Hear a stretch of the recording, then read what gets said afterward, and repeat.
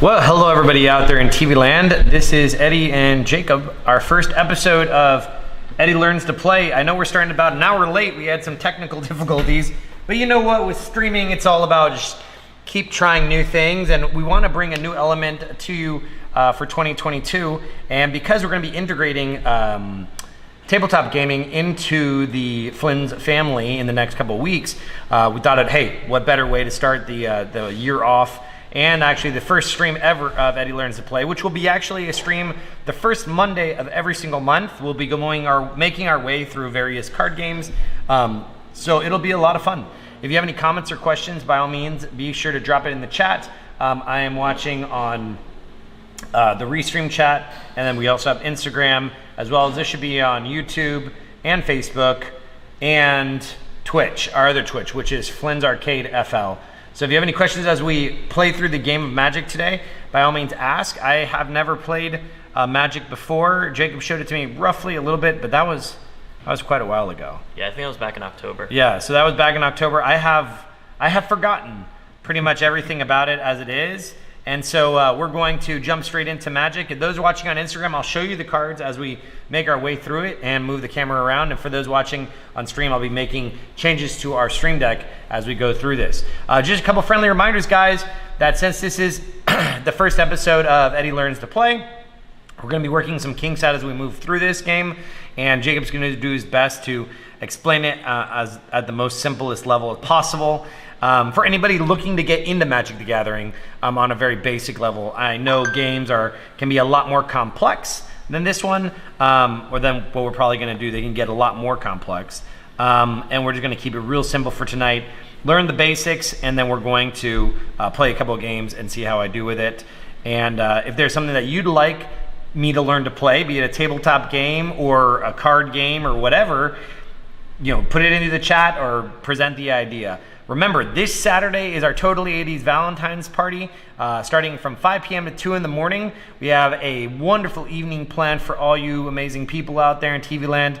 We have Nate coming in to do the photos. We are going to have Angela with karaoke starting at 7. We are going to bring out the Oculus Quest 2 with Beat Saber. We are going to have the Ludi Warrior with a bunch of taku street food. We're going to have a 80s themed or boba tea for the night. I don't know if I'm going to do an 80s themed one. I don't know what that would be, but boba tea for the night as well. And then of course stickers, and we got a couple crafters. And then we also have Alex from Holy Mackerel doing some craft beer tasting stuff for Holy Mackerel as well. So it's going to be a great night, and everybody's welcome, whether or not you're single or in a relationship. Just feel free to come on out and enjoy the evening. You don't necessarily have to be in a relationship. So that's what we got coming up. And then, of course, throughout the week, we have our casual gaming night tomorrow night, where fighting game players come out and have a great time with that. Wednesday, we have Dungeons and Dragons. Thursday, we have the Gundam build night. And then Friday's just Friday. Saturday's a party, and then Guilty Gear Strive on Sunday. And of course, be sure to join us on Discord as well. So those are all the general announcements for this evening. So let's get into it. So we have Magic the Gathering here. So tell me a little bit about it. Where do we start? So funny enough, this is one of the few card games you can still find in stores. Right. From all the scalping and all the crazy. Yeah, I see it a lot at Walmart. Like, I see a lot at Walmart. Yeah, it's one of the only ones you can actually really find. Okay. If you're trying to find something specific. So it's readily available. Like, you can get it at Walmart or Target or wherever. Yeah, the only thing I would mention, though, is that, with the bigger boxes and stuff, which come with, pre-made decks and some other more packs, they do end up being pretty pricey. So what should be, the average price? If someone wants to get into this, a average... I would say, get, either the decks that have these types of cards, which is the type. They can kind of see it. There you go. There we go. The Planeswalkers decks, which are normally the easier ones to get. Okay. Or there's also other ones that are theme decks. Okay. Which make it a little easier, which range around $20, I think. Okay, so they shouldn't be spending an arm and a leg to get into it if they want to get into it. If they want to get the more expensive ones, right. There's a D&D themed. Okay. Which was funded by the people who did all of the 5e stuff. Okay, for Dungeons and Dragons. Yeah. Oh, cool. Because I've always been confused. At Walmart, you walk into that little section where the cards are. There's a million different boxes for Magic the Gathering. Yeah. It is overwhelming, but so they should just look for something simple to get themselves started and see if they like it.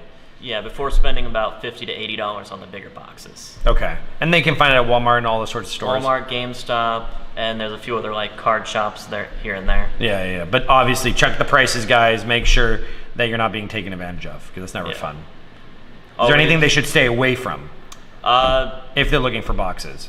I would say if you give it time instead of buying it right when it comes out, right, it'll eventually either go down in price or you'll find like a lucky find on clearance or something. Okay, so they just gotta kind of take their time with it. Yeah. Senpai, is it possible to move this table closer so I can see the chat thing? I just wanted, like I said, guys, for those watching on live, we are trying our best to kind of like cater to this, so we're just gonna move it a little closer so I can read the chat from where I'm sitting. Here. Perfect, I got it, perfect.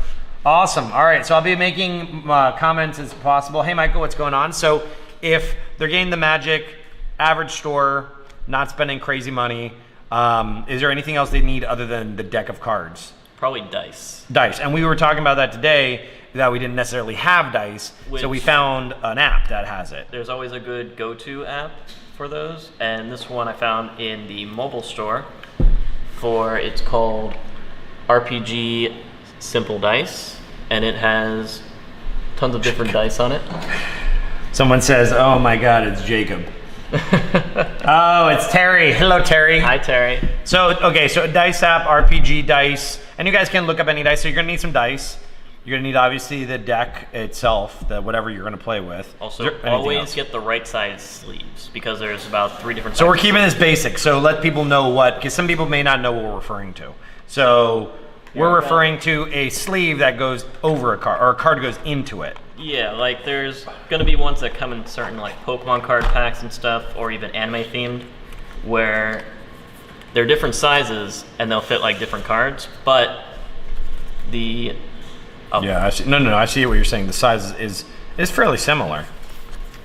It's harder to tell from that because like okay. If you put the actual card in it, it won't fit properly. Like this sleeve specifically is for Yu-Gi-Oh! I ran out of Magic sleeves. So everybody on Instagram, this is what we're talking about. Sleeves, everybody, sleeves. You may want to pick up some just because to not handle your cards with your hands. Be handling your cards a lot, and it does end up getting, like I know there was one card over here where a corner was already messed up. And that's important, like if you're trying to collect, let me see it. Yeah. Oh, okay, I see, it's kind of wrinkled. It kind of has like that dog ear thing going to it. Yeah. Oh, and some of the art and graphics are coming off. So, you know, it's definitely important if you're trying to keep your cards in decent condition. But is Magic, I know there are some cards in every card game that become extremely valuable because either rarity or its power or like its ability, or it's discontinued, or banned, or whatever the case may be, or there's a mistake on it or something. So in Magic, because it seems like there's a lot of Magic decks or a lot of Magic product coming out steadily, is there like should they sleeve everything? Like I would just recommend, because you can never tell what the price of a card will even go up to. So it's best to just keep sleeving everything, because even then, like some cards will become so scratched up you won't even be able to read it. Okay.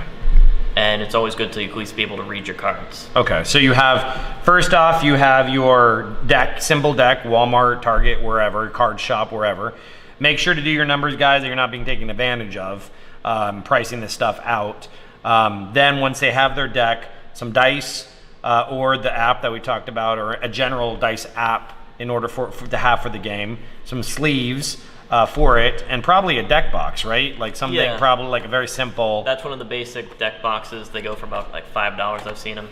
Something super simple, so you have your cards in one place. They're somewhat protected-ish. And some decks even come with their own. Oh, okay, cool. So you could actually choose one that comes. Obviously, this is just cardboard or some cheaper material. It's not very protected. So it's not gonna take a beating as easily. So all right, cool. And then we've got the more expensive ones, which will last a few years. Okay. But once again, it really comes down to how invested you want to be in the game. Yeah. And to me, the barrier of entry, based on what you told me, you should probably be spending, no more than probably $40-50 for everything. Yeah, on like one deck. Dice, deck. Could you do? Yeah, you could probably do it all in one, like $50. Dice, deck, sleeves, cheap sleeves. And there's even like a mat, like you probably get like the simple. Yeah, that's the one thing we are missing. That's why we were on the table with the cover on top of it. Of course, you're going to want the mat. As we move into tabletop gaming here at Flynn's, we are actually in the process of procuring shop mats. so that anyone who comes to play can just borrow one of ours. I thought that was something that would be interesting to have. One of our Flynn's family members brought it up. I know mats are important. And then also cushions for the chairs. Because sitting on a chair, I've been at some places sitting on a chair, it's not comfortable. So eventually, you'll just feel tired and need to stand up. But also with card mats, what I like about them, even though I didn't bring one, is it helps you keep your battlefield organized when you're playing. That's true. But for the sake of argument, once again, guys, every single time we do this, the first Monday of every month, we'll be able to kind of toy around with the different elements that we need to bring into the place.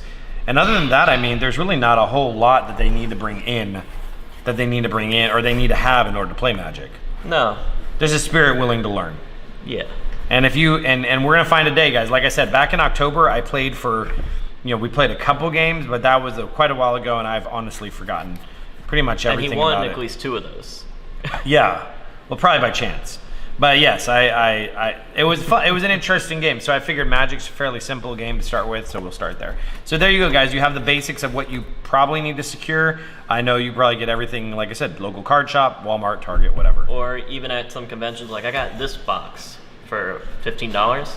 It came with some pretty good cards, especially ones that are even harder to find, where this is a double-sided card. Oh, cool. So mid-game, if you use a certain effect, it'll change to the other side. That's specifically a werewolf. Oh, cool. So, okay, well, then let's get straight into like the cards and their meaning, being as simple as possible, basic understanding of stuff. All right, let's start with the most simple of cards, the tokens. Okay, a token.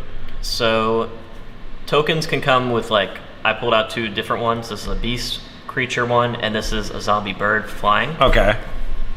So there's certain cards that'll have different effects. Like for most card games, this one has flying, which means it can only be hit by flying or things with reach. Okay. So there's specific effects that would gain the ability for that. All right. So and a token is what? Like why is it called a token? So it's basically like a random creature that gets summoned out. Okay. But you can't summon it on normal means. It has to be either by a card effect or there's certain monsters that will come with that. So the card has to say, hey, summon 1 token of so. Okay. The card will tell you what to do. Yeah. And that the token, if you have it in your hand, then you can play it. Well, tokens you don't have in your hand. Tokens you have in your hand. They stay in your extra deck. Okay. Because they don't get really summoned or unsummoned like normal creatures. And that in Magic, the monster card, like in Yu-Gi-Oh! And Pokemon cards were the Pokemon. In Magic, they're called creatures. Okay. So they have their own variety thing. So you have creatures and then you have tokens. Yeah. And tokens and creatures are staying in the same deck on the outside, or do you have creatures in your hand? Creatures would go into your main deck, okay, while tokens would go into just the extra side deck. Okay. So these are 2 tokens, 1 flying, so it has to be summoned by a card that says, bring out a flying or a... Or bring out, specifically the zombie bird warrior token. Okay. So it'll either usually say one or the other. It'll tell you what to do. And then with the beast, it'll probably say the same thing, summon a beast or whatever its particular name is. Yeah, and even with some other... But this doesn't even have a name. No, it's just beast. Beast. Okay, cool. All right, that makes sense. And with some of the tokens even, because the main thing is read the cards 100% of the time. Read the cards, okay. Biggest rule of any card game is read the cards. So this card says, Beast says, like and share the stream. Thank you, yes, like and share the stream. Token creature, beast, then, okay, well, I'm not going to get over myself, because there's some annotations on the card, like in this corner, you have 4 or 4. That would be actually a good thing to go over next. Okay. Which is, it's got its own life, and then its attack. So when it comes to creatures fighting, like if we show both of those, how this one has... Can the camera see that? Or? Well, I mean, they can't really see it. Well, we can show it to them kind of on the corner. It's in the corner, people. So right there. So you'll have this number, this annotation with a slash, a backslash. So for example, the flying one is a 3/2. So that means its attack is 3. And its health is 2. Okay, health it's 2. So that means if it were to go up against this 4/4 creature, it would die. It would die, without a doubt, because... Hang on, but you attack it. So you attack it, and then because this one is a lower level, because the first one's attack, right? Yeah, the first one's attack, and then the other one's its health. Okay. So you wouldn't actually go and attack the creature, you would go and attack the person with the creature, and the person could then choose to defend with the creature. Okay. Or take the damage. That makes sense. Makes complete sense. So once you have that particular, you have to know what those because you're going to see it on the play field. You're going to have this token out in front. You're going to see it. Yeah. So then you can determine whether or not to make the movement. Right. Exactly. Okay. And then the only thing with this though is it can't be blocked by anything. It can only be blocked by something with flying or reach. Because in the air. Yeah. Okay. So the beast couldn't block it. No, because like for like a little bit more of an example, this is basically like this on the field. So like they also have the mobile game now and the online game for Magic. It actually shows this part like in the game where the card will just be flying. Okay. And so basically this will just go underneath it. It wouldn't be able to hit it. Okay. So we have attack on the first number, health on the back of the number. Yeah. And they're both tokens. Yeah, and then we can bring out some creatures now for those. So how they have long text on majority of the cards. That's why reading is a big thing with this. Yeah, look at all that text, people. It's a lot. Oh, that's a lot of text. Make sure to read your cards. Yeah, like for example, we've even got this artifact one that has a whole paragraph of just effects. So if you're playing, so I could see definitely how this game could be intimidating when you look at the amount of text on the cards and being able to understand what it is or how it plays. So maybe the first tabletop gaming thing that we do among many is like a learn to play series, where if you want to play Magic the Gathering, we'll have the opportunity for you to bring whatever you want to bring, or maybe we'll have some here for sale or whatever it is, or decks people can use, and be able to play with somebody who can just explain it to them, like what we're talking about. Because we're gonna have questions as we move through this, I guarantee you. It's better to go and like play through rather than like go with like tons of questions, because as you play you'll get the questions and they'll come up like that. Okay, I see what you're saying. And be open and honest, I would assume, like if you're sitting down at the table and you've never played before, let the person across from you know, like, hey, this is like the first, I really want to learn to play, so they know kind of, number one, are they comfortable with it? Number two, they want to do that, or also they take a little easier on you. Or and they don't just go, we're going to do like a 5-move thing in one turn. Yeah, then you're going to be disappointed and you're not going to want to ever play again. And you'll get scared and not be able to do anything your turn. Okay, all right, right on. So there's a lot of text to read. So for instance, this creature that you summoned, Zenith Seeker, it's a bird wizard, and it says flying, so it's also a quote-unquote elevated card, right? Yeah. So whenever you have a cycle or a discard a card. Hang on. Whenever you cycle or discard a card, target creature gains flying until end of turn. What does that mean? So let's see. For this one, because I haven't actually seen this card before, I just have it in my extra deck. Okay. Okay. So basically, this card you can use its effect to discard a card from your hand. Right. And then give a different creature flying. Okay. So, for example, you could then give this card flying. If you were to say this was in your hand, you just discard it. Mm-hmm. It would then switch over, and then they both would have the ability for flying until the end of the turn. Okay. That makes sense. So it also gives the other ability for then if, say, there's a creature and you have no flying creatures except for this one singular creature. Right. And your opponent has a whole field of them, you can then give it to your other creatures and go and have a fair chance of fighting. Makes sense. But once again, that card in itself would be very confusing if you didn't have someone explaining it to you. Yeah, and then another thing that at first confused me just a little bit, which is the amount cost to bring it out. Okay, yeah, I see that little icon. It looks like a water drop. Yeah, there's the water drop and there's 3. So the 3, it can be any type of element. Okay. Which I didn't know at first. I thought it had to be specifically the water one. Yeah, I thought it was like 3 water. Like you have to have 3 of those droplet water cards to bring it out. Yeah, no, it can be, I found out later on, it can be any type. But the one main one you have to focus on is the one that shows the element. So the element is water, but then you have to have 3 additional cards, like, elements. Of 3 different, which is another one to go into, which would be the planes and land cards. So we have some comments coming in. So Anthony says, I cannot understand these games. I has the dumbs. Oh, that's why we're doing it, Anthony, because a lot of times when it comes to these tabletop games, we're trying to break down it as simple as possible so that you're able to understand it, I guess, and kind of see the basic ability. But okay, so we have in the upper right hand corner, we have 3, then we have the water element. Yeah. So in order to bring this creature, the Zenith Seeker, out, you have to have 3 element cards and 3 element cards and a water element card. Yeah. Okay. So this card, because they do that because there are certain decks, like for example, this guy over here. Mm-hmm. This is an instant, which I'll explain in a minute. Just this one basically has 2 different elements on it because there are certain decks that will have multiple elements. Okay. And they can go as complex as even to have like 4 to 5 different elements, okay. which honestly are way too difficult to even try, but there are the extra people that like to do that.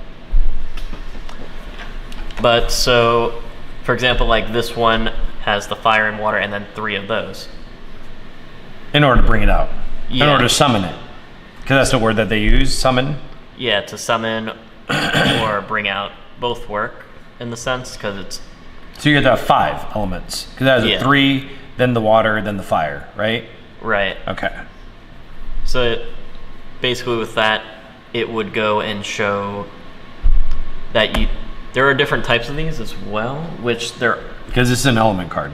Yeah, so that's a land card. Land card, okay. That's what the elements are like in Pokemon, it's energy cards. And like this one over here is a very good to have card because it will go, it's Evolving Wilds. You can turn into any of the land cards, so you can search through your thing. So it's a very strong card. So it says, sacrifice Evolving Wilds. Search your library for a basic land card and put it onto the battlefield tapped. Then shuffle your library. The land is ever resilient. Should it die, it will be reborn. So there's like this little catchphrase at the end of it. Okay. Yeah. So it allows you to go into your library, aka your deck, I assume. Yeah, so your deck would, in Magic terms, it would be counted as your library because it's your spell book. So your spell library type of thing. Okay, your spell library, and then you're able to pick a basic land card from that spell library, put it onto the battlefield tapped. What it means tapped? So tapped, like it's in play? It's in play, but you can't use it. Because so when you're in game, which we'll show you guys later on, you have to tap it, which will turn it like that, which means it can no longer be used. So when it's like this on the field, they can't use it. Yeah. But when it's like this facing you, so you can read it, you can use it. Yeah. Okay. So when it says put it on the field tapped, it's like this direction, meaning it's on the field, but you cannot use it this turn. Correct. Makes sense. They want you to wait a turn, so you can't like do something stupid. Yeah, because especially with this one being a super like good card to have. You could have like 5 of these. Yeah. But there are like certain limits to cards too. Oh, okay. In your deck. Yeah. Like there's, I believe for some of them they can go up to 5, and there's some that could go up to 3, and there's one where it's like restricted to 1. It all depends on the card, and you have to go in. I'd recommend researching that ahead of time when you're making your deck to make sure that you're allowed to have those in the deck. That's a good point, because a lot of times when it comes to card games, they put certain restrictions on a card or what you can and cannot use in order to make the game as, I guess, fair as possible. Because there are certain cards where it's like almost unbeatable if you have a certain number of them. For some reason, I'm always thinking about that Yu-Gi-Oh meme or that VR video. Is like Pot of Greed, and like he pulls out like 5 of them. He's like, you can't do that. He's got like 8 cards in his hands. You know, you can't do that. So they nerf a card.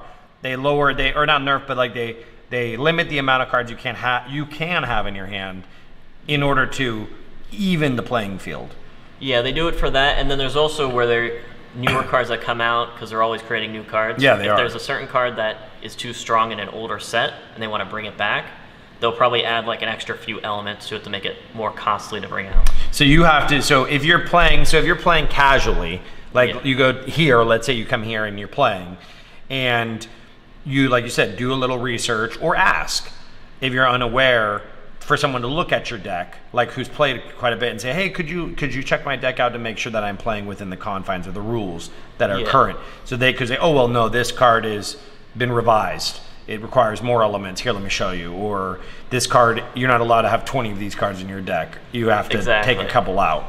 Okay, so just basic rules of thumb that, like, you know, ask questions. Always ask questions. And even if you think like you're going to upset someone, always ask the question anyways, because it's always good to have the knowledge. Okay. So these are all, what did you call them? Earth? No, is it Earth? No, land cards. Land cards. These two are land cards. This one, which we can go into, is an instant card, which if you have it in your hand and you have the amount of elements not tapped that are out on the field for the proper summons, you can use it on either person's turn, which is why these cards are super good to have, because there's certain cards that'll either negate a card effect, or can even like go and put something in front of you that's already tapped to defend your health points. So an instant card I can play as long as I have the elements in the corner, as we discussed, tapped and usable, untapped, usable on my field, on my play field, or on my side. Then I can instantly summon this card whenever I want. Yeah, regardless. Basically, like in Yu-Gi-Oh, it's basically a spell card, or even a trap card. Or there's even in Pokemon, there's trainer cards that you can do certain things like that as well. Yeah, because it says Cunning Strike deals 2 damage to target creature and 2 damage to target player. Draw a card. Yeah. So I play it, as we'll play it through the game, maybe not this card, but I'll play this card. As long as I have the elements untapped on it, meaning playable, usable, I can tap into them. Yeah.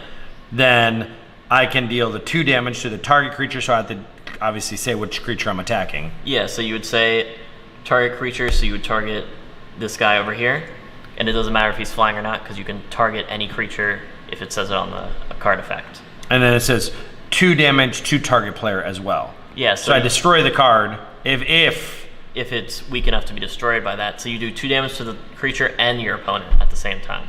Because the point damage is only done, or better yet, the point damage, and you'll probably get to it, because I'm thinking like the point damage is only done if the creature is destroyed, and then it kind of like passes through the creature to you. So basically the way it would work is, say I'm being attacked by this creature right here, and it has 2/2, but I have on my field this 1/1, and say it has flying for this situation. Okay. And you're attacking me directly with it because you're using it. So then you would tap it to attack, but I can then choose to use this card, which would negate that attack, but it would die from it because it would have the 1/1. It would stop the attack from occurring, but it would sacrifice itself, basically. Yeah. Now, when it sacrifices itself, does the player get affected by that particular movement? Like, no. So basically, it holds off the damage. Okay. It holds back the damage from affecting one monster type of thing. But if, say, you have 2 monsters where, for example, you have, we'll grab this guy over here. You have 2. You can only block 1, and then the other one can still get through. Because if the attack is great enough. So if the attack was, it looks like 2 and 4 is 6. Well, not even if it's great enough. It's because this one is blocking this monster, and there's nothing to block this one. Ah, okay. I see what you're saying. That makes sense. All right, well, we'll continue on because I'm sure we'll play through it, and we'll probably run into that where we have these different cards come out. So read the cards, people. And you need, so what's with these Earth or these land tokens, or these land? Obviously, you have to have land on the playfield in order to do anything. So when you build your deck, is there like a ratio? There is a ratio, but I believe it's like 30 because normal decks are about 60. So you want to have at least half of your deck is land. Only land. Yeah. Well, whatever. But there's also special types of land. Like there's this type of land which will give you any type that you need. There can also be, let's see if I have one handy. Well, here's a different one to take a look at. That's a water element one. Yeah, here we go. So there's multi-elemental ones as well. So this one would be white and red, which is called, which in Pokemon terms will be like fire and normal type of thing. And then we've got white and blue, because even though it has like the elemental symbols on it, in Magic terms it's gone by the color. So like a red deck, a blue deck, and this is a multicolor deck. So you can have both? Yeah. You can have as many as you can possibly control, but I've never seen one more than maybe like 4 elements. At one time? Yeah. Because you'd probably shape your deck around one specific card. Okay. Like, for example, this deck right here is a zombie-based deck, which is shaped around specifically this Planeswalker, which Planeswalkers are a whole nother element that they've decided to add into, which liven up the game a little bit more, where a Planeswalker is basically another player that you're versing when you bring them out. But they're put into play like a normal creature, but they have their own life points, and they're different effects. Wow. They're also overly like costly to bring out. Yeah, it's 7. Yeah, and 7 for only something with 5 hit points. So if, say, a creature with like 5/5 comes out and just hits this directly, right, you just lost that. So you wasted all that time summoning that particular creature. Yeah. And now you're screwed. Because you have no chance. Exactly. And then there's even like, you want to get rid of the Planeswalker as soon as possible, because they do have certain effects that are just stupidly broken. Because the whole point of a Planeswalker is to go and use their strongest effect. Which, this one, it has a +2, where basically you'll put a -1/-1 counter on up to 1 target creature. So you can put that on your opponent's creatures and say, this is your creature you have over here. Right, now it's a -1, so it's technically 0. It's technically dead. Oh, it kills itself. Yeah, because it has no health. So once it's zeroed out on the health, the card is removed from play. Yeah. Okay, and then is there like a graveyard or something like that? Yes, that there will be a graveyard, then there's also an exiled deck. So let's see, anybody? Terrific trees? No comments yet. We're gonna check the comment stream just every so often, just so I have all the specifics lined up. All right. So then with this, because you would basically add +2 to its health. So 7. 7, and then what you want to do is make sure it's higher than its strongest one. So you would want this one at about 11 or 12 or higher. So it just takes a lot of work to bring it up to that, and you have to make sure that your opponent doesn't go and kill it before you even get to that. Because like for this one, it's a zombie-based deck, so you want all your creatures that are in the graveyard to come out on the field all at once. So this one's last effect is return all creature cards from your graveyard to the battlefield. So if you have all of your creatures in the graveyard, and you just pull them all out, you have a whole army right there, which then will overrun your opponent. Now, with having the creatures on the field, obviously it takes certain land cards in order to bring those creatures out. Are the land cards multi-use? Meaning, like, I don't have to have, like, for instance, this one has 5, or even the other one below, well, one of the other ones that was lower. Like, give me a creature card with, like, a little lower. Yeah, this guy over here. Okay, perfect. So this creature card has 1 plus, look, like 1 tree or something like that? Yeah, so that'd be green. Token. Okay, green. So 2 in total. Mm-hmm. So if I had, like, 4 of these inside my graveyard, and I use this card to bring it out, do I have to have? Nope. That's the part of, like, how it's such a broken effect and why it's so hard to use, is because you can just bring out all the creatures without having to use any cost for it. The only cost would be the Planeswalker's health. Because it's -10. It does a -10 effect. So you have to get it above 10 so it's still alive. Yeah. So as long as the Planeswalker is on, or the Death Wield, or whatever they call it, is on the field, those creatures remain. Well, no, it would still remain either way. Oh, okay. Because it's just there now. So could you use this card to have -10? Let's say you get the health up to 10 and you kill it off. That's enough. Yeah.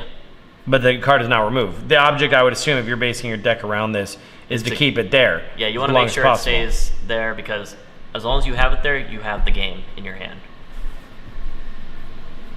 And they would have to get through all the creatures in order to get to it. Yeah, because then there's also, you can do combination effects, like the first one where it's the -1/-1 on a target creature. Then the next one underneath it, which is a -3 to its health, is destroy a target creature with a -1/-1 counter on it. So say you have like this guy over here, which is a 4/4, and you have the -1 on it, and that's a counter on it. So it would be a 3/3 technically with a -1/-1 on it. You can then just kill that one right off with its other effect. Whoa, really? Okay, so I understand why a deck would be based around a single card, but this seems like a more advanced tactic when building a deck. Planeswalkers are, some are easy and some are more complicated, where you have to, more of like a chess game. There's going to be certain cards that'll be pawns, certain ones that'll be knights, and certain ones will be queens, kind of thing. In order to, the object is in order to get that particular card out onto the field. Yeah. That makes sense. Okay. So we have land cards that are used in order to summon creatures. Creatures have effects that then affect other creatures with the goal of knocking down the health enough to 0 of your opponent. Yeah, so your main objective is getting your opponent's health to 0. Okay. And then you have instant cards that, as long as you have those particular token or those land cards on the field, untapped, usable, its effect is instant. Yeah. So you can choose, at any time to play that card. Yeah, and you can just have it in your hand waiting as like a trap type of thing. I'm assuming like people probably build decks around instant cards. There's a few decks that I can think of that would have like specifically just a ton of instant cards, and it's one of the cards where it's like you don't run and move one wrong move at all. Because if you do, it screws up the whole plan. Yeah. Okay, that makes sense. And then also for your opponent, because if you see your opponent has a ton of land on the field and they're not using it, that's an easy giveaway of they just have a bunch of instants ready to just like use traps on you. So when you untap a land card on your field, is there a limit of time that you can use that card? Does it disappear? Nope, the land will go through the whole match. So unless you have a card that removes it from field. There are cards that will remove them, which end up messing up your opponent's play styles.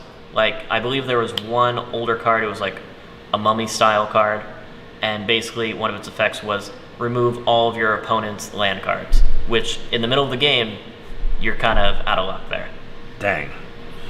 Man, that's rough. Like I remember when I played Yu-Gi-Oh in high school, like it sounds very familiar, where you'd build like a burn deck or something like that, where you're forcing the player to try to get as many cards out of their hand into the discard pile as quickly as possible, hoping to screw their strategy up.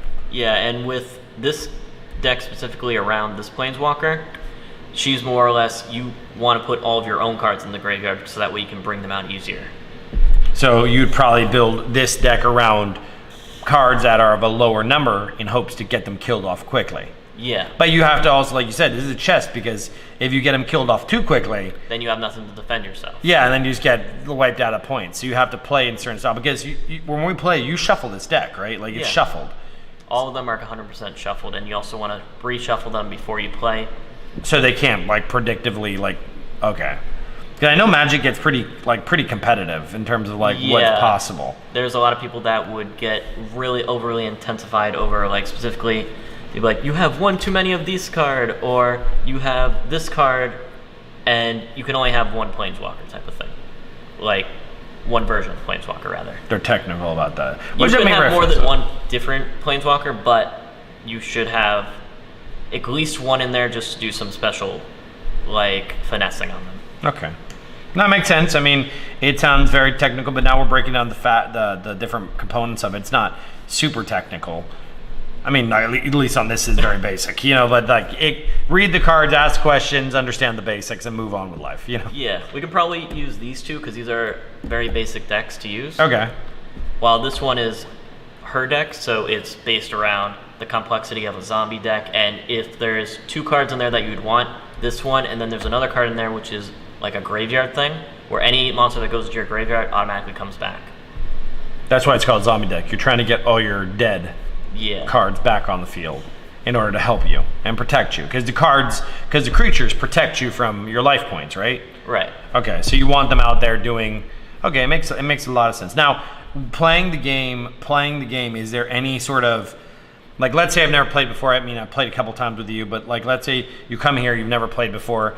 Is there etiquette when you play Magic in terms of like certain things you shouldn't do in general? Like, I mean, I'm thinking of like, don't grab another person's card unless you ask permission to touch it or whatever. Well, the case that's may be, like an obvious thing to do in any card game. Is like, but you'd be surprised. Some people like forget obvious, so that's why we're bringing it up. So, or like one thing I've seen people do is they'll shuffle each other's deck.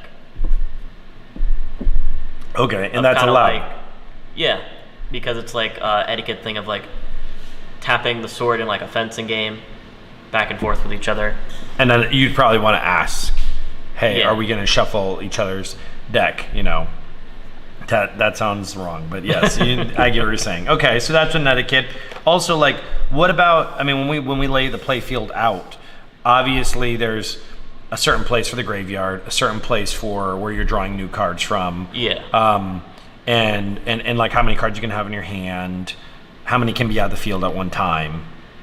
So you have to ask your opponent, or at least know a general understanding of how this is going to be, how it's laid out on the table. Yeah, and one thing about it too is it's like most card games, how like, I believe, wasn't Yu-Gi-Oh! Had 5 cards in your hand? It's been so long, maybe.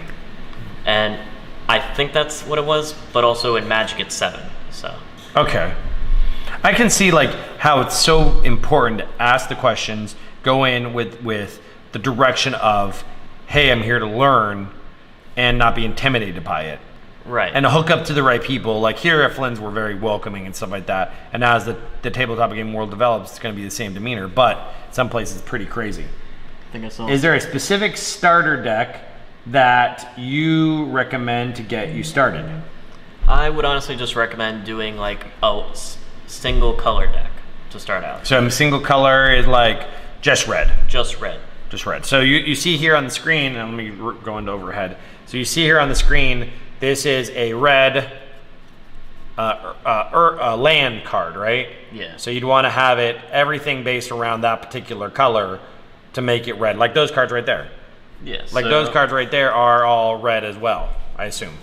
Yeah, they're all red. And one thing about like the colors too is they'll do like specific things, like red is an aggro style deck, and then blue would be like more of, I believe it was like cycling through your deck type of card, and then green I believe has more of like a trample and beast level of stuff. And I think that they could probably, is there any good websites or anything like that like, I mean, obviously good to Google it, but anything that comes to mind that could kind of assist them? Like, does Magic the Gathering have a website that helps you in building a deck? Well, they have pre-made decks on their online game, and they also have tutorials on how to play as well. Oh, so okay. I would always recommend doing that before like trying to do it in person, before you go and spend money on the game. So that way you can get a good feel of the game before you go and buy physical copies. Yeah, that's true. And also, I mean, like even here at Flynn's, as we get into the tabletop gaming world, my goal is the same with Warhammer, having shop decks or having shop this where a person could come in and just use a pre-made deck. Exactly, and learn. Yeah. The whole understanding, the whole idea is here to learn, have a good time, join a community that is respectful and helpful, and then enjoy the game. And if you like it, like you said, head on over. Hopefully we'll have some here, or head to your local whatever, and then buy them. Buy whatever you're going to shape it to. Yeah, and it's one of the few card games I can guarantee you'll find in a store. Yeah, no, I mean Walmart and everything like that has a plethora. But okay, cool. So are there any other cards that we need to be aware of? We've got a few different kinds. Okay, what do we got? We've got other ones that are similar to instants as like spell cards. Okay. But these ones you're going to need to do straight from your hand on your turn specifically. So a spell card, how can I identify a spell card? So it'll either say enchantment, sorcery, instant, or there is one other type which is an artifact. Artifacts are more of like the harder ones to come by, and they tend to be ones that will either, if there's one specific artifact that you need for your deck, it's going to be the one you want to get more of. For the artifacts? Yeah. Okay. Because it's basically like in Yu-Gi-Oh! It would consider an equipment card. So it'll give it like more attack, an extra effect, something like that. Okay, so these are magic card, like, and obviously magic cards, the sorcery cards, enchantment cards that can be played on your turn. Yeah, if you have the right cost for it. Yeah, because the cost, and I should have used that term. So cost in the upper right-hand corner, you have to have that untapped on the field.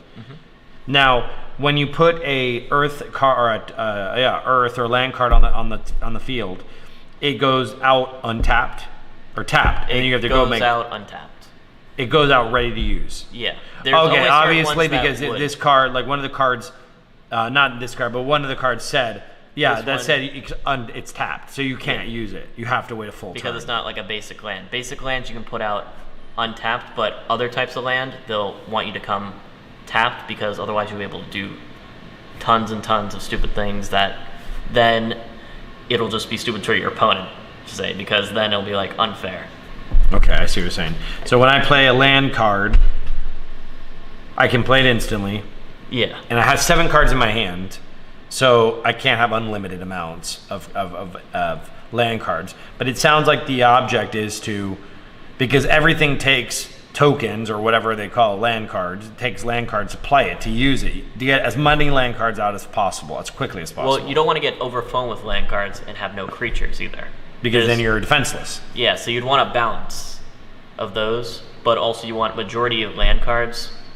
It's just there are certain times where you will draw only land cards and have nothing to pull. Okay. But you still want to keep putting those land cards down because as soon as you pull that thing, you can even get something from, like, say there's early game, mid game, and end game style of cards. If you get something from end game level of card and you have all the lands out from the start of the game and you have nothing out yet, you can automatically just put that out and turn the whole game around. Okay. Dang. So pretty much you can shape the deck however you want to shape it. Yeah, for whatever play style fits you best. Okay. That makes sense. Any other cards that we need to know about?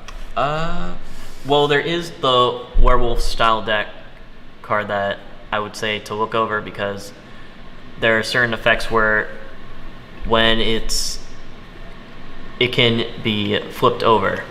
So, for example, on this one, it says to transform it into the stronger version of it, you would need 6 of a land and then 1 green.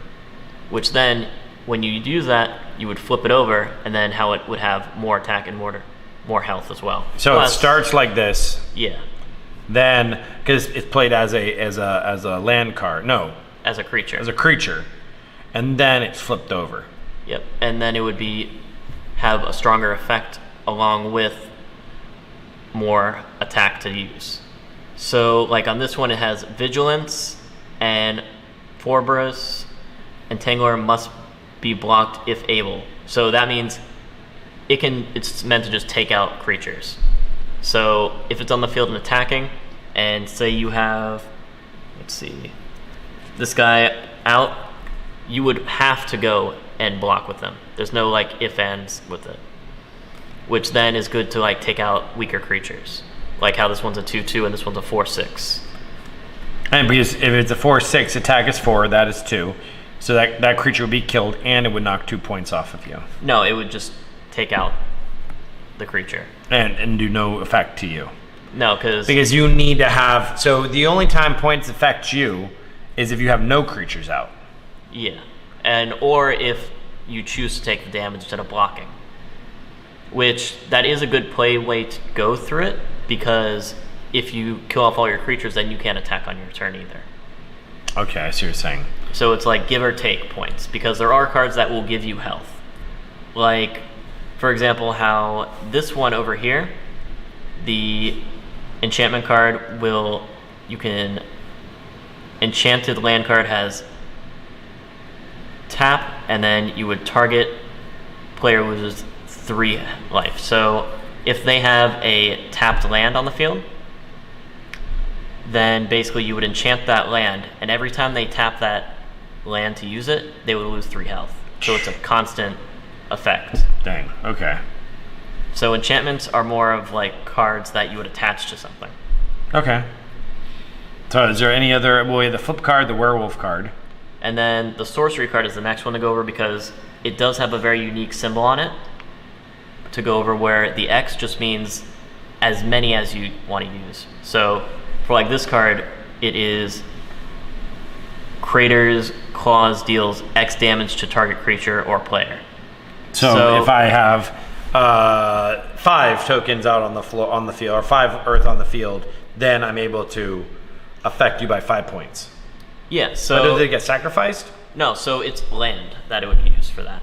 So you would tap as many land as you have, and you could do up to even 20 if you have 20 land on the field, and do like 20 damage. But the thing about that is the X is +2 damage to that creature or player instead if you control a creature within power 4 or greater. So it has like the extra effects on it. So you could deal a whole life points worth in one turn. Dang. But you have to obviously, so do people create decks centered entirely around one of the sorcery cards? It wouldn't be just one because they would want to put a good amount of them so it's more chance of pulling them. But you could build a deck literally just around cards like that. But you would need creatures to defend your life points. That too. I see what you're saying. But if you have creatures that are designed with power 4 or greater, oh wait a second. So it says Crater's Claw deals X plus 2 damage to the creature or player instead if you control. Okay, so if I control a creature that is 4 power or greater, it does blank how many tokens are out there and 2. Yeah, so that's not a token thing, it's for just land. Okay, land. Okay, land. So infinite amounts of land, and if I have creatures on my side of the field that are 4 or higher on attack, yeah, it adds you an extra point, an extra attack point. Yeah. Okay, dang. So it's one of those cards where you don't want to be the other end of it. No. If they have a good amount of stuff on the field. If they're gonna use it early game, it's not really worth using early game, unless it's your like only option. Okay. That makes sense. Yeah, so these are basically all the different types of cards. Okay. So that's pretty basic. Oh, you're welcome, Anthony. I think Anthony said thank you. Oh. So perfect. So guys, this sounds very, once you break it down, it's pretty simple. Not pretty simple, I mean, it sounds simple. I'm sure it's very complex. I know quite a few people who play Magic, and it seems a lot more complicated than we're making it out to be. So all right, cool. So what do you want to do, play a game? Yeah, we can do a game. Cool. Also, before we move that, if Terry's still in the chat, we've got the representation of Will stickers on here. The Will stickers. All right, so Will's not here right now. He's here in spirit. He is here in spirit. He's not here at this present moment. All right, cool. So how are we gonna do this? Choose a deck. All right, I'll take the nicer box. All right. Okay, so should we move those or just leave them there? We'll leave them there. Yeah. All right, so we're gonna go overhead. Now, the first time we're gonna play, guys, we're gonna actually go through. We'll go through and we will. I'll ask questions, just for the sake of asking it. Oh yeah, those are tokens. So do we need these? Yeah, for that deck, you would need them for certain ones, so you'd put them off to the side. Okay, so tokens go to the side, and you would know you have tokens. Yeah, so you can just flip them over, and then they would just be off to the side, doing their own thing, waiting to be summoned. And it's okay to be flipped up? Yeah. Okay, all right. Because there's nothing really to hide with tokens. They don't really have much effects. Okay. So, both shuffle. Here we. Oh, man, been a freaking long day. We shuffle, but we're going to get through this. We're going to play. All right, so we shuffle. Shuffling. You guys can tell I'm a pro at this. Shuffling. And you can see how both the decks have sleeves on them because you want to make sure you take as good care of your cards. So don't go out and bend someone's card. No, that would probably go and upset them. And now with the ban list, or is there a ban list of Magic cards, like cards you cannot use anymore? I'm sure there are, but I haven't actually kept up to date with those. Okay, so you'd want to check, make sure that, especially if you're playing in a sanctioned tournament. I assume they were sanctioned tournaments. Definitely, they will probably make you check ahead of time. Oh, like when you see your deck. Yeah. Or they'll ask you. They'll ask you, and they'll probably want to check through your deck anyways. Okay. Is Magic a game that can be like, how like some video games are like pay to win? It can be. Is certain cards to buy. Oh, okay, so you can actually make it so that your deck is more favorable because you can spend more money. Right, but there is always the possibility that someone has something to counter it, because there always is a counter to a certain deck. Okay. All right, so how do we do this? What's the first thing? So you're going to want to draw 7. Okay, 1, 2, 3, 4, 5, 6, 7. Okay, I got 7. All right, and then you're going to want to place your deck in right there. Like by your left hand? You want to, whichever is, because this would be my right hand. Oh, okay. So you want it whatever on this side? Yeah. Okay, I got it. Because your graveyard or whatever, your discard pile is the opposite side. Okay, all right, I get what you're saying. Okay. So, all right, so I have them flip. Okay, so I have them up. Yeah. All right. Let's see, is there any way we can, like, show our hands, like... Yeah, of course we can. Well, we're on opposite sides of the camera, so your deck is here. I mean, I guess we could show it, yeah. So I'll go to main, and then we can go like this. Yeah. So we can kind of show what we have here. I'm over here on Jacob's camera, and Jacob's on my camera, so we can kind of show them what we have a little bit. They can kind of see. We gotta make sure that we're able to zoom in next time, but we'll make it happen. All right, so I have, so just this for the sake of the game, we'll kind of tell them what we have in order to show. We'll probably put it back. Yeah, we'll go to overhead, and we can actually, we can probably lower this down, Senpai, right? We can probably lower this one down just a little bit. There you go, I got it. Oh. This kind of so they can see what's going on. Oh, that, yeah, dude, freaking, I'm done. I always do things the hard way. Well, maybe we could do, like, next card game or something, is, like, get, like, a specific, like, camera to turn on for, like, mid-game for, like, show hand. Oh, like in poker? Yeah. Oh, so that's true. it'll, like, show them examples of what's in our hands. Okay, all right. So I have, so if I can see, let's see if I can make them out myself. So I have a creature card that requires 1 element or 1 token, 1 land card, and a death card or something like that? Yeah, so it some technically death counts card? black or death card. Okay, black or death card. It has an attack of 1, a health of 2. It's a creature. I have an instant card that requires 1 any token, 2 death cards or black cards. It's destroy target creature, so that's I can how do it instantly. These specifically, like, instant cards can get very annoying, because you will have a lot of these types of cards where it'll just destroy someone else's creature right away. Okay. Then we have a sorcery card. So 2 elements plus 2 death or black, and it says all creatures get -1, so on their attack and their health until end of turn for each swamp you control. So I need to have those swamp cards out. You want to have as many swamps out as possible before you use that card. Okay. And then I have another creature card, Tormented Spirit, 1 death card. Tormented Soul can block, can't block, and is unblockable. Yep, and that's where this type of card would come in handy, because it's basically a field wipe for anything that is just like a bunch of 1/1 minions on the field that can't get, like, hit.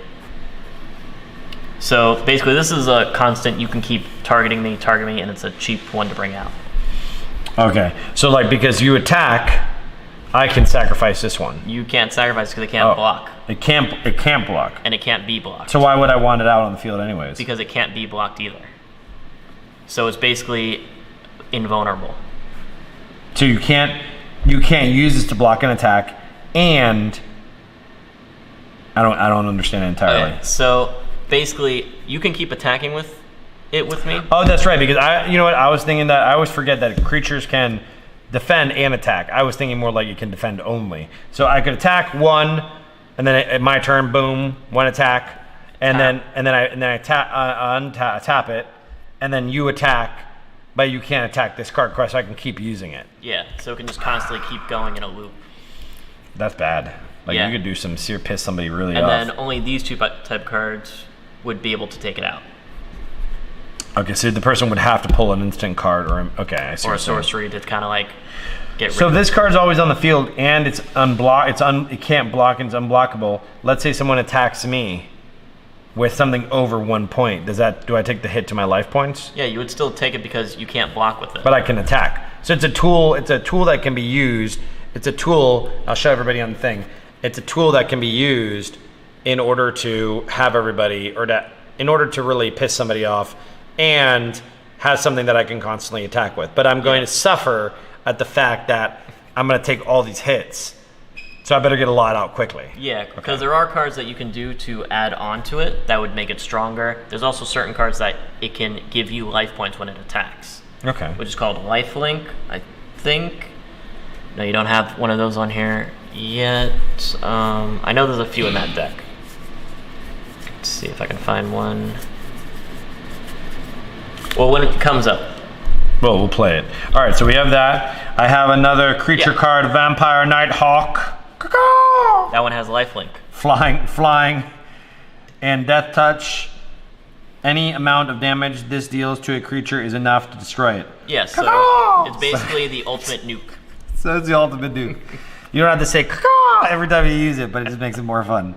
So, okay, and then lifelink. Damage dealt by this creature also causes you to gain that much in life. So if I attack a creature and it's a 4 health, I gain 4 health as well. That can be applied to this creature. So basically, it would have 2 attack. So for as much as you keep attacking, you would gain that 2. So I attack, and then you would gain 2 life. Life points. Guys, right. So life points are deducted. Life points are deducted both in the negative and the positive. I can build on my life points. Yeah. To increase my survivability, and then I can decrease my life points, or my life points can be decreased. Is there any reason why a player would decrease their own life points? Only for a card effect that would benefit them, like bring out a super strong creature. But that'd be super weak, like that'd be super almost dead, and then you can play that card. Yeah. Man, that's ballsy. That's really that's a lot. That's super. But you'd also have to have cards to balance that and give you life as well. Yeah, because you could die real quickly. Okay. Yeah. All right. So then I have, going back to overhead. Then I have human knight, another creature. It requires 1 earth and a death or a black token.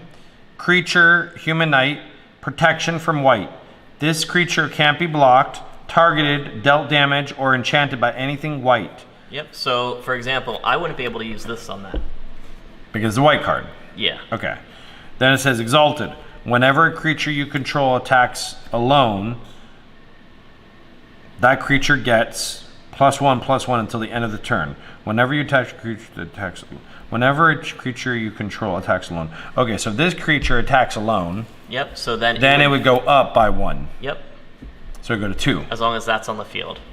Okay. All right. I like that. That's cool. And then the last one I have is a swamp card, which needs to be used in this, which is a death token or a black card. Yeah, which is basically a land card. But this specific card says that I need to have it. Yeah. So it can't be just any land card. It has to be. It has to be swamp. Swamp. Okay. That makes sense. All right, cool. So I'll show you guys my hand, and then you can show them your hand if you want to, so you can see. We've got just like a basic land card. We've got an enchantment card, which is a good enchantment for my benefit, but a bad enchantment for my opponent's benefit, because basically it's called pacifism. It's as it sounds. It will make sure you're... I'll turn the card like the other way. Like there, you sit and read it. It basically will make the opponent's monster or creature not be able to attack. So it freezes them. Yeah, it can't attack or block. It's just on the field, being useless kind of thing. And then, let's see. I've also got something on here to enhance some creatures, where it will... White creatures you control get +2/+2 until the end of the turn. So like if your opponent has something super strong. So we have... Man, we got some comments. All right, so let's see. It allows me to draw... Oh, what the heck? Now we got... This is live now? Yes, sorry. This is live now. Always been. I use my spell card, Pot of Greed. Wrong game, buddy. So, I mean, at the moment, yes, it's currently live. Yes, it is. Bellard, thank you so much for tuning in. Is Magic going to be a thing? Yes, it's coming to Flynn soon. Do you play? Nah, Yu-Gi-Oh is my game. No, I know it is. The game changed so much. Oh, I know pacifism very well. The Ludi Warrior is here. Oh, okay. Ludi Warrior. What? All right, cool. And here we go. Okay, so you said that card locks my ability. Wait, No, it was that card locks my ability to do anything. Shabam. And then this one will basically be good if, say, he has something stronger on the field than I do, and I have a creature that's weaker. I can give it extra strength just to kill the monster or creature rather. And that's a spell card, an instant card. Okay, instant card. Yeah, so it can also be used in certain tactics of, like, say I'm hiding this in my hand and I have a weak creature out and I say I want to block with this, but before the creature would attack towards it, I can say I'm going to use this too real quick, and then basically because you play it instantly. Yeah, as long as you have the correct cost for it. Okay, interesting. And then I didn't really get much in. Okay, so. Cool. All right, so let's play. So now that we know each other's card, this is the ultimate way to play. We know each other's card, and we'll go through it. Try to keep it. It looks like, yeah, as long as we keep it closer to this, so like move this over just a little bit, and then move this pile. No, you're good. Just move this over a little bit so that you can kind of keep things like here. Yeah, because you're like till here. With like on the other side of the deck is counted as an exile deck card. Oh, okay. So we'll mark these over here. And so normally, like, you would either rock, paper, scissors or roll a dice to see who goes first. So let's roll the dice. So we got this cool nifty app, guys, the RPG Dice app. Go and use that bad boy. All right, so what are we gonna roll? What dice do we roll? Let's do a d20. Okay, so you go. What'd you get? 9. And I got a 5. All right, so you go. See how, guys? See 5 and 9. Cool. All right, so. All right, and what we're going to want to do also is put a life points on. So we'll use a calculator for this. Okay. So start out with 20. 20 life points, okay. So 20. Okay. All right, so since I'm going first, I wouldn't be able to draw. Okay. So when you go for your turn, you would be drawing. But at max, I can only have seven cards in my hand. By the end of the turn. Okay, I got you. All right. So you can have as many cards as you want as you can draw during your turn, but when you end your turn, you have to discard whatever extra cards till you have 7. Okay. All right. So I'm gonna put a land card down. Land card. And that's all I can do. Oh, nice. All right. So I draw a card. Yep. Shabam. And once again, we're playing, guys. So I'm gonna show you the card. So I got a creature card, human assassin, thrill kill assassin, and then we have takes one token or one land card and one death card or black card. Death touch. Oh, looks like I've got a challenge. Look in the shadow. Shabam! All right, so if you play Magic and you have a deck, I will challenge you and hold nothing back. Oh, Ludi Warrior. All right, so you can play him on Saturday at our 80s party. He's the caterer, or he's the chef. So bring your cards out, guys. All right, so, but only cards from the 80s can be played. So, creature card, Death Touch Unleash. You may have this creature enter the battlefield with a +1/+1 counter on it. It can't block as long as it has a +1/+1 counter on it. Okay. All right, so I got another creature card. All right, so I'm going to play, as you've taught me, you want to get as many, I'm going to play this card, this token, right? A token card. Your field should look, you're going to want to have all your land cards down here. Okay. Below the deck. And then you're going to want to have your deck, graveyard, and then exile cards. Deck, graveyard, but why do I have your tokens? They're just hanging out there. Okay, token cards there, okay. So, land cards, creature cards, deck, graveyard. Actually, what you're going to want is creature, and then any kind of like enchantment or sorcerer on it.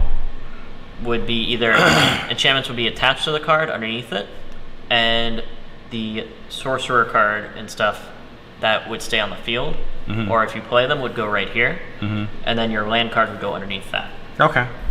All right. So I'm going to play this, the swamp, basic land, black card, and then now since it's on the field. I could and I'm going to do it just for the sake of doing it. So if it's on the field, I could technically play Tormented Soul. Yeah, so you would want to tap and then summon. Tap. Okay. So this is not in use. This I'm using it. Yeah. Tap or untapped. That's tapped. Untapped. Tapped. So this is untapped. Okay, so tapped. Then I summon Tormented Soul out into the field. Now, you have nothing in front of you. You have nothing to protect you, but I can't attack with it. Because that's another thing that is a good rule to remember is when you summon a creature for the first time, they have summoning sickness. So for the first turn that they're summoned, you can't attack with them unless they have, there's a specific effect that they have. All right, I'm gonna back that out. Whoa. Back it out a little bit more. It wasn't trample. Because it was auto-zooming too much. It was auto-zooming? Yeah, or auto-focusing a lot because we're moving a lot, so it's struggling to keep up with us. Too fast. All right, so... There's a specific effect that I can't remember what it's called, but I could point out if we ever see it. Okay. Where specifically you can use that card to attack right when it's out. Okay. All right, so I have 6 cards. I already drew a card. I played 2 cards, and so I end my turn. Yep. Okay. So then that would be the end of your turn. So then I would draw a card, and this is how this game is probably going to go for this match. Only land cards. Nice, I like. So that's 2 all I can land do. cards. All right, and you're... And what I'm going to do, because I don't want to be attacked a bunch of times until I get a creature out, I'm going to tap these 2 and use an enchantment card. Okay. And give this soul over here pacifism, so it can no longer attack me. Okay. So it's basically just on the field. All right. Now it's still it's in action. It's there. It's just like restrained. Restrained. Yeah. And unless you can get a card that would get rid of any enchantment cards. So you put an enchantment, your card over here on my side of the field. Yeah. Okay. Because there are negative enchantments, there are positive enchantments. Positive enchantments would go on my own. Yeah. Okay, I got you.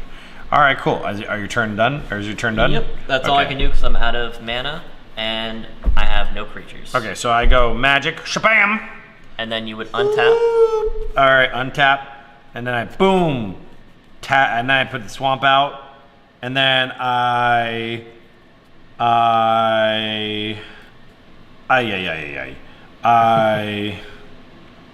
me read my cards again. All right, whenever creature control dies long, blah blah blah, the creature can't be blocked. I'm gonna put out. So I tap it and I tap it, and I'm gonna put out Thrill Kill Assassin. Yep. So you can then have the choice for this one specific effects, where you can use Unleashed, which you would have to use this when it enters the field, or you can choose not to, which normally it's good to have 1 to do that and 1 for a defense creature, because once you use Unleashed, it'll gain an extra attack on it, but it can no longer defend. Okay, but I don't have to use that immediately, right? You can only use that effect when it enters the field, so now is the time to choose like if you use that effect on it or not. Oh, and that effect is in effect the entire time. It's out, yeah. On the field, regardless. Okay, so it says you may have this creature enter the battlefield with a +1/+1 counter on it. So it means it would be a 2/3. Mm-hmm. It can't block as long as it has a +1/+1. Oh, so it can't take any damage. It can't block you from the attacks. Nope. So it can't block you from the attacks, but it can do a lot of damage. Okay, so no, I'm just gonna have it out there. I can choose not to do that, right? Yeah. Okay, so I'm just gonna have it out there. I don't know why, but I'm gonna do that. All right, so we got that, and now wait a second. So if I have 2 of these out already, they're tapped. Can I play another card that requires this to come out? No, because I already used them. Yeah, because they're already used up for the round. Okay, all right. So my turn is over. Shabamo, bamo, and then that's it. All right, so we're gonna start. So this is the actual like proper order for it. Untap. Okay, untap. Okay. And then draw. Okay, untap, draw. Okay, got it. Okay, so they're like still tapped technically. Yeah. Okay, tapped. Okay. So we're gonna go put another land out. Land. I just got the card Arrest. All right, what's that do? It can enchant a creature, can't attack or block, and its activated abilities can't be activated. So another like restraint card. Yeah. Okay. I dig it. which I could do, but I will save this one for later. Instead, I would much rather give it some pacifism. Another one, son of a gun, man. My beard here is on the table. All right, so now this is pacifist also. Yep. Okay. You have very bam. pacifistic creatures. Okie dokie. All right. And your turn is over? That's my turn. All right, so now I flip, tap, tap, draw, bam. All right. Now I'm going to use them, and I'm going to draw Knight of Infamy. Human Knight, protection from white. This creature Which means I can't do anything. Can't block target, so you can't put a stupid pacifist card on me again. And I can't arrest it either. Exalted, when a creature you control attacks alone, the creature gets +1/+1 until the end of its turn. Now, do I choose which one to do, or are those what it does? It's whichever creature does it attacks by itself, but those are all its effects it can do at once. So why did I have to choose to use or not use Unleash? Because Unleashed is an effect you can only use when it enters the field. So Oh, I see right there. Yeah, creature enters the battlefield with a +1/+1. This one didn't make any mention of that. yeah, so reading the card effects is the #1 rule. You gotta always remember. Okay, always read. Always read. All right, so that Fundamental. and I can't do anything else. Oh, wait a second. It has summoning sickness. It has something. Oh, that's right. I can't attack. Son of a. All right, so I can't tack. All right, so my turn is over. Yep, I've gone far enough with no creatures, and I draw. Another token, another Earth card. And I can't do anything to that, so your move. All right, untap, untap. No, yes, untap, untap, draw. Learning the etiquette. Tap, tap, and I summon. I summon.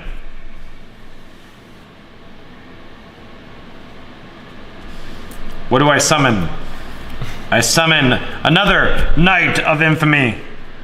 And those can stack, those effects. oh, so I can go like this? Well, yeah, you can do that, but when one singular thing attacks, Right. then you will be getting a +2/+2. Because it's attacking alone. Yeah, and it's got both of them. Nice. So, because it kind of bounces off each other. So now I played that card. Now I can attack with it. Yep, which then Now it goes to 3. it would go to 4, because it's got its own and then this one. Oh, but how would you know that? Like, how would someone know that? Like, they can be stacked together. They can work together. It just, if it doesn't say not to on it, then it's all, again, was just reading the cards.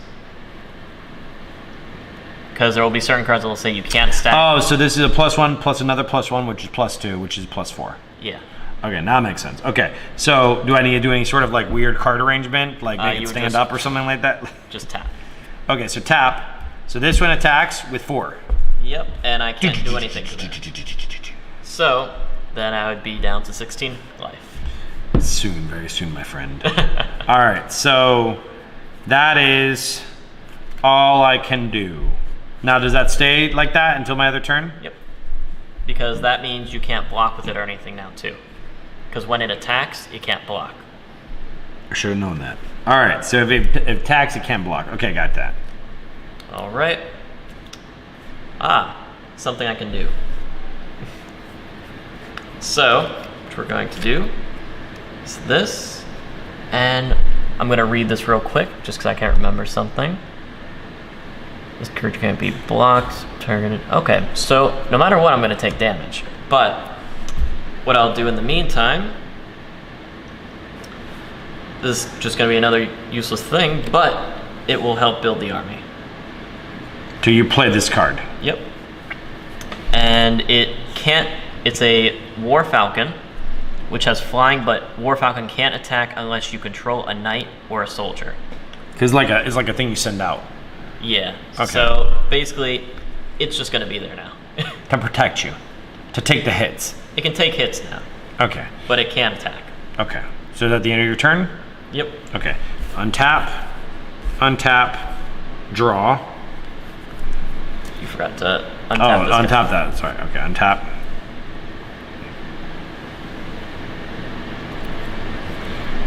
Okay. So what I'm gonna do is I'm going to Yay! A third one of Night. You drew all 3 of them? Night of Infinity. Then I'm going to, this one has sickness. I'm going to both attack with this. Shabam. So the thing with that though is that their effects don't work. Yeah, so it's 4. Oh no, but I would do the same deal. But it can't block. So basically, right? if you were to use 1, then you would do +1, +1, +1. Okay, so we're gonna do that again. So if I were gonna go, so I see what you're saying. So it's better because if I attack together, Then it's 4. It doesn't use the effect. But if I use it alone, okay, so I'm gonna use it alone. Well, we're learning, so I'm gonna use it alone and have a +5 or a 5 because +3. This one's sick. This one that. So I have to, if I use this card alone, I have to indicate to them I'm using it alone. You have to indicate you're using it alone, and you have to indicate how much you're adding to it. Okay, so I'm adding 3 to it. Yep. So then I would be taking 5. Well, doesn't that block? No, because it's a white creature. It can't. This can't be blocked by white creatures. Nice. All right, can't block by white creatures, so I take 5. Now, that is. You haven't been getting any lands? No lands. All right, that's all I can do this turn. My turn is over. I relinquish it to you, sir. So we've gotten opposite effects going on right now. I've got too much land. He's got almost no land. I got almost no land. Almost no land. Which can happen where it will just be a very difficult game. Unless you have things that cost not that much to bring out. Okay. So, I did just bring out a knight now that I can now use. So we're going to put that on. And then we are going to, this will cost 3. Oh! No, I don't even know what that card does. So it's the Attended Knight. When Attended Knight enters the battlefield, put a 1/1 white soldier creature token onto the battlefield. So that's where these would come into play. And that's where, so that's a soldier creature. Nice. So then I would have that on the field now. And these 2 would have Summoning Sickness, but this one can be used. It can be used. Because you have the knight. Yep, I have a soldier and a knight. Nice. So either way it can attack, and it's flying so it can't even be blocked. So that will be 2 against you. Let me make sure I don't got nothing. Got nothing. 2 against me. Touché, sir. Touché. I will soon be giving lots of damage. Minus what? 2? 2. 18. Alright, you done? It is your turn. Alright, my turn. So, untap, bam! Untap, kapow! Untap, wham! Then, I call you back. Then I draw. Ooh. Now, here you go. Now, I come in and I, boom, swamp. Now I got 3. Now,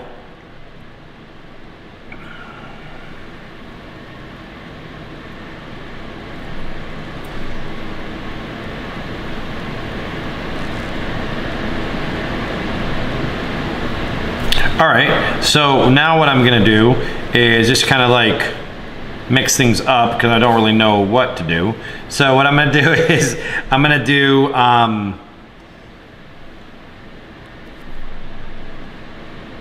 any damage. Okay, perfect. So I'm gonna call out, I'm kind of shing, shing, shing. Then I'm gonna call out the Vampire Nighthawk. So it's flying, Death Touch, and a life link, but it has sickness, so I can't use it. Not yet. Can't use it yet. And since I can't use it yet, now I can't, so if I attack with a single card again, I attack with 5. And since I attack with 5, you have to decide. Well, I can't block. Oh, you can't block because you have white cards. Oh, yeah. So bam. So attack with 5. Attack your life points. And I can't do with anything with those stupid cards. And that is all she wrote. All right, so we're gonna go with this. We're gonna draw. We got another creature. Another bird creature. And it has Exalted, so I now have the ability to do